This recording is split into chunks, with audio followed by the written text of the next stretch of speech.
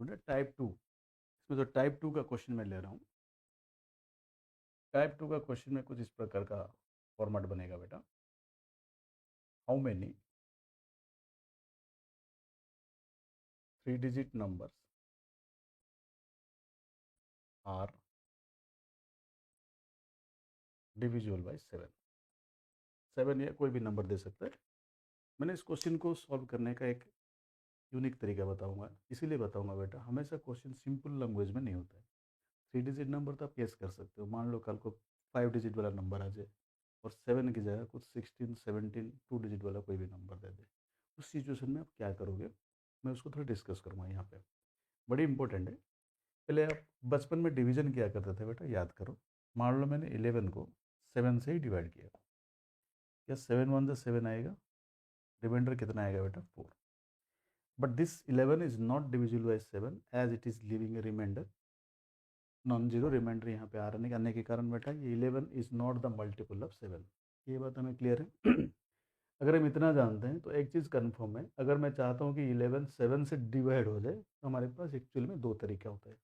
बोला बेटा क्या तरीका है, अगर लोअर क्लास में भी ये पढ़ाया गया होगा, अगर याद है तो बोल सकते हो। क्योंकि ये 4 यहाँ पे ज़्यादा है तो पहला तरीका तो ये बोल रहे हैं सर आप 11 माइनस 4 कर दोगे, whatever number you are going to get that is going to be divisible by 7।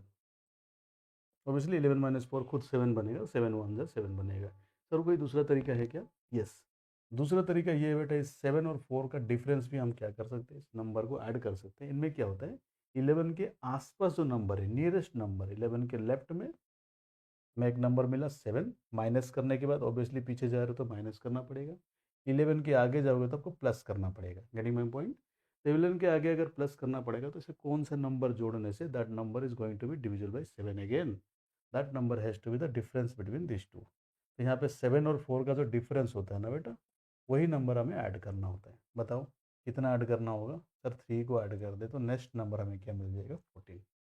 In this में हमने क्या सीखा बेटा, यहाँ पे अगर कोई नंबर दूसरे से डिविजिबल नहीं हो रहा है, उसके अगल बगल में जो नंबर है उससे फाइंड करने का जो तरीका होता है, पहला तरीका होता है कि रिमाइंडर को माइनस कर दो, या फिर उससे ज़्यादा एडिशनल ऐड करके कोई नंबर फाइंड करना है तो इन दोनों का डिफरेंस को इसमें जोड़ दो। दोनों का मतलब डिवाइजर और रिमाइंडर का जो डिफरेंस है उस डिफरेंस को यहाँ पे जोड़ना होता है।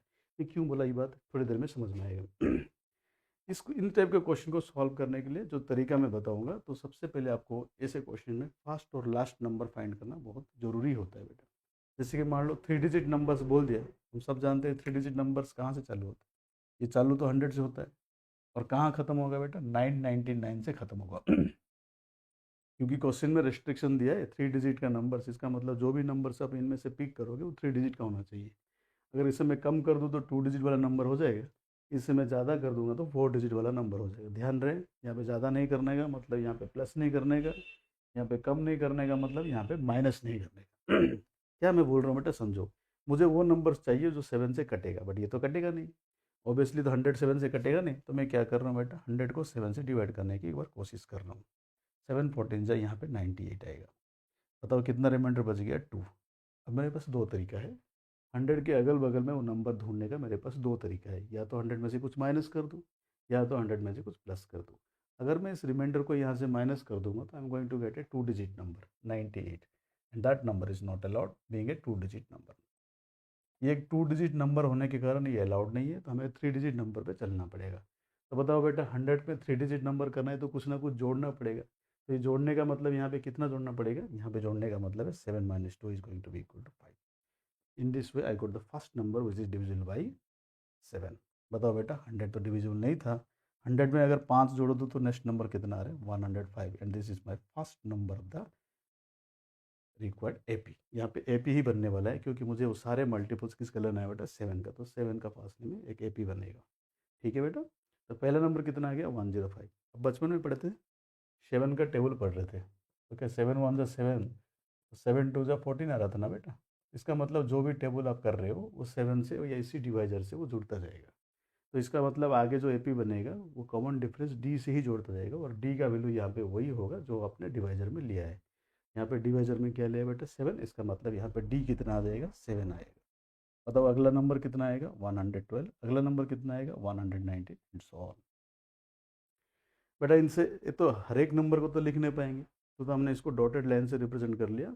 लेकिन यहाँ पे जो किनारे वाला टर्म्स होता है दैट इज़ वेरी इंपॉर्टेंट, इसको हम लोग nth टर्म बोलेंगे तो हमें समझ में आ जाएगा शुरू से लास्ट तक कितना टर्म्स है। तो ये वाला टर्म फाइंड करना बहुत ज़रूरी होता है। 999 खुद तो 7 से नहीं कटेगा, तो इसलिए हम एक बार डिवाइड करके चेक कर रहे हैं बेटा। 999 को मैंने 7 से डिवाइड किया, 7 1 जा 7 ये 29 हुआ, 7 4 जा 28, ये हुआ 9, 7 2 जा 14, बच गया 5। अगेन अभी मेरे पास दो तरीके हैं। क्या दो तरीका है?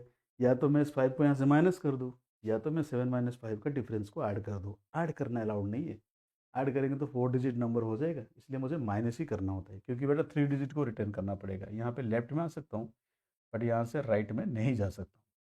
Getting my point? तो बेटा 990 से क्या माइनस कर दो? माइनस करना होता है तो रिमाइंडर माइनस करना होता है। So 999 is obviously not divisible. 5 को माइनस करेंगे तो this is going to be 994। इस एपी का दो चीज़ हम ऑलरेडी मेरे पास आ चुका है बेटा।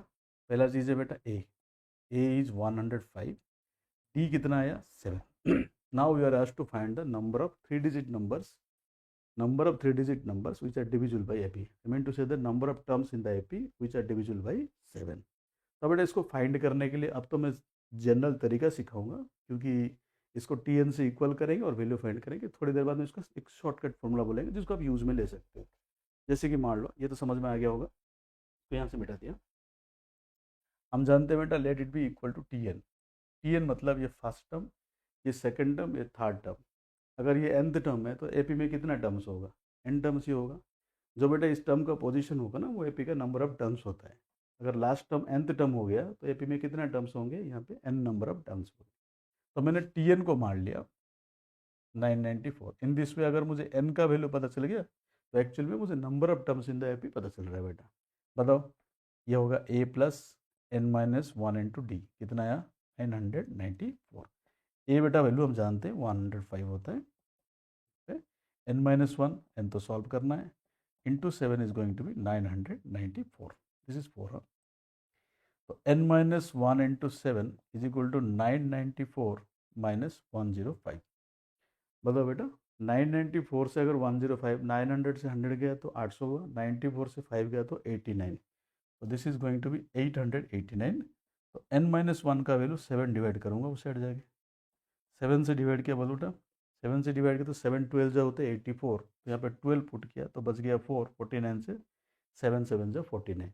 तो n का वैल्यू यहाँ पे कितना आ रहा है? n is going to be 128।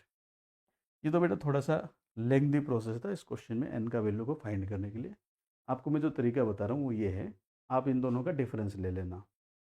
क्या बोल रहा हूँ बेटा? यहाँ पे n फाइंड करना है, नंबर ऑफ टर्म्स। अगर मुझे लास्ट एक्सट्रीम टर्म्स पता है और डी पता है तो सीधा ये फॉर्मूला यूज़ करोगे आप। इसको एल बोला जाता है बेटा। एल मतलब लास्ट टर्म।